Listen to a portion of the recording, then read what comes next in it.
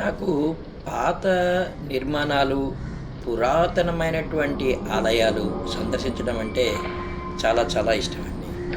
ఈరోజు సండే కాబట్టి విహాన్ పిలుపు మేరకు అలా నేను గుంటూరు జిల్లాలో ఉన్నటువంటి ఒక పురాతనమైనటువంటి దేవాలయంకి వెళ్ళానండి. అసలు ఒకవైపు చెన్నకేశవ ఆలయం, ఇంకోసేపు రంగనాథ స్వామివారి ఆలయం.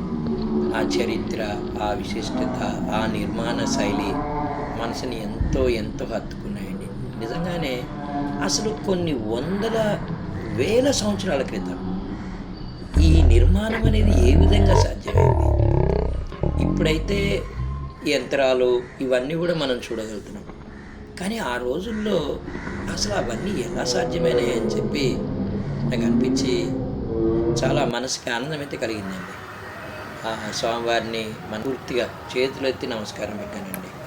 ప్రతి ఒక్కరు కూడా చూడాల్సినటువంటి కొన్ని పురాతనమైనటువంటి ఆలయాలు మన రెండు తెలుగు రాష్ట్రాల్లో కూడా ఉన్నాయండి. చెప్పండి నాతో. ఓం నమ శివాయ. ఓం నమ శివాయ. నమ శివాయ. నమ శివాయ.